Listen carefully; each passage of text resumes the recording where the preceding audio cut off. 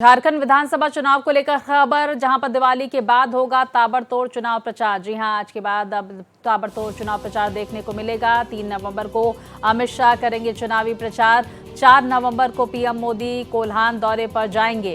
साथ ही राहुल गांधी भी झारखंड चुनाव के लिए करेंगे चुनावी प्रचार। हेमंत सोरेन और कल्पना सोरेन भी करेंगी प्रचार। तो दिवाली के बाद अब ताबड़तोड़ प्रचार का दौर झारखंड में देखने को मिलेगा। तमाम पार्टियां चुनावी प्रचार में पूरी तरह से लग जाएंगी।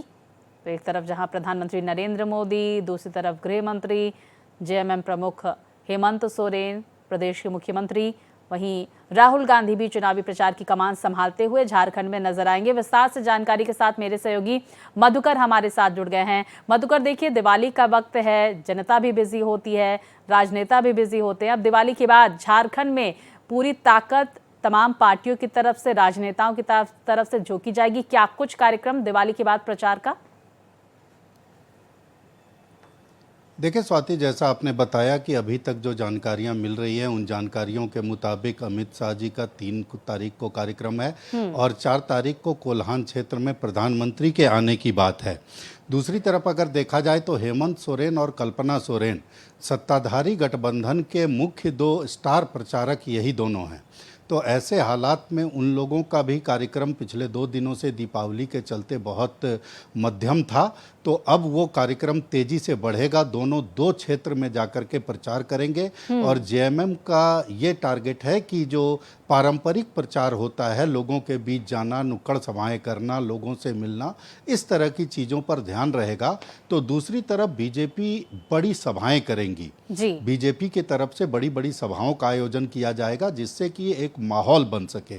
दूसरी तरफ जैसा महाराष्ट्र से भी हमारे साथी बता रहे थे, बागियों की फौज यहाँ भी है और चूंकि यहाँ सीटों की संख्या कम है, 81 सीटें ही हैं, ऐसे में लगभग 1 दर्जन से अधिक बागी दोनों गठबंधनों में हैं और ये बागी काफ़ी परेशान कर रहे हैं। खास तौर पर देखा जाए तो एनडीए गठबंधन में राजधनबार सीट, जहाँ से प्रदेश अध्यक्ष बाबूलाल मरांडी चुनाव लड़ रहे हैं, वहाँ निरंजन राय का रहना और दूसरी तरफ बरहेट से हेमंत सोरेन के प्रस्तावक का बागी के रूप में नामांकन कर देना, ये 2 घटनाएं जो हैं वो दोनों गठबंधनों को परेशान कर रही है। बहुत कोशिश की जा रही है कि किसी तरह से वो लोग मान जाएं और किसी तरह से उन लोगों को मना लिया जाए।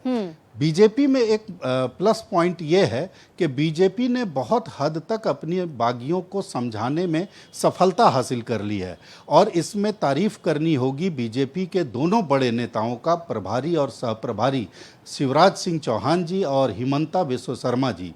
इन दोनों ने बहुत कोशिश की और जिस तरह से सामान्य कार्यकर्ताओं के घर जाकर के खाना खाया, उनसे मिले, उनको समझाने की कोशिश की। आज रांची विधानसभा की सीट जो कि बहुत महत्वपूर्ण है, राजधानी की सीट है, उस पर जिस तरह से बीजेपी के लिए पेच फंस चुका था, उस पेच को बहुत हद तक सुलझा लिया गया है और रांची से जो बागी उम्मीदवार थे उन तमाम बागी उम्मीदवारों को अपने पक्ष में फिर से मोड़ लिया गया है और ये पूरी तरह से हिमंता जी और शिवराज जी की का क्रेडिट माना जा सकता है। यहाँ के प्रदेश स्तर के नेता भी थे। दूसरी तरफ इंडिया गठबंधन में एक समस्या यह है कि फ्रेंडली फाइट के मूड में वो लोग आ गए हैं, चाहे राजधनबार हो, चाहे इस तरह की जो भी सीटें हों।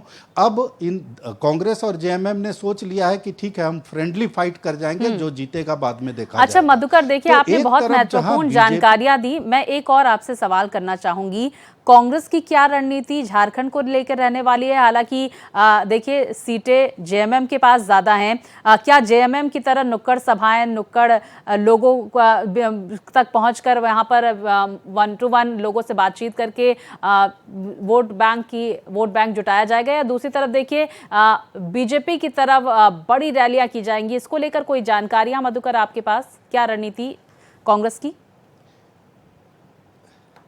देखिए स्वाति, कांग्रेस की स्थिति का अंदाजा ही कुछ नहीं लग रहा है। प्रत्याशी जितने हैं वो अपनी तरफ से कोशिश कर रहे हैं, चाहे वो डॉक्टर रामेश्वर उरांव रहे जो कि विधायक दल के नेता हैं, या इरफान अंसारी रहे, तमाम लोग। अब आप देखिए एक छोटा सा उदाहरण इसके लिए, इस पूरी बात को साबित करने के लिए एक छोटा सा उदाहरण है। जी मधुकर। इरफान अंसारी ने एक बयान दिया, बयान को बीजेपी ने सीता सोरेन और महिला और आदिवासियों के खिलाफ एक इतना बड़ा इशू बना दिया, लेकिन कांग्रेस की तरफ से इसमें तमाम बीजेपी के बड़े नेताओं का बयान आ गया, लेकिन कांग्रेस की तरफ से कोई भी बड़ा नेता जो है वो इरफान के समर्थन में खड़ा नहीं रहा, या इरफान के समर्थन में बोलना उचित नहीं समझा।